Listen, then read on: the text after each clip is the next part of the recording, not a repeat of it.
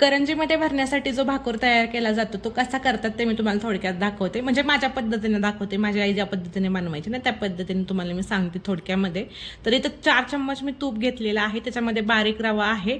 तो व्यवस्थित असा परतून घ्यायचा आहे. गोल्डन ब्राऊन कलर येईपर्यंत छान असा परतून घ्यायचा आहे. 8 ते 10 मिनिटं. रवा व्यवस्थित असा परतून झाला की त्यानंतर गॅस पूर्णपणे बंद करून घ्यायचा आहे. याच्यामध्ये मी एक अर्धा चम्मच इलायचीची पावडर ऍड केलेली आहे. म्हणजे 10-12 इलायचीच्या पाकळ्या होत्या त्याला सोलून घेतलं. खलबत्त्यामध्ये बारीक असं कुटून घेतलं आणि एक अर्धा चम्मचच्या आसपास ही पावडर तयार झाली. तर ती पावडर मी याच्यामध्ये ऍड केली.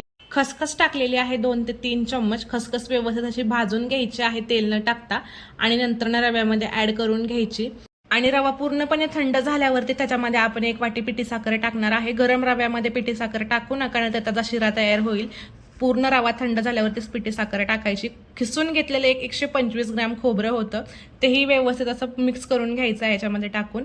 आणि झटपट असा आपला करंजीचा भाकूर रेडी झालेला आहे. तर आमच्याकडे याला भाकूर म्हणतात, तुमच्याकडे काय म्हणतात ते कमेंट करून नक्की सांगा. आणि हा व्हिडिओ आवडला असेल तर आपल्या चॅनलला लाईक, शेअर आणि सबस्क्राईब करा. सोबतच मला इंस्टाग्राम आणि फेसबुक पेजला फॉलो करा. आता भेटूया नेक्स्ट व्हिडिओमध्ये.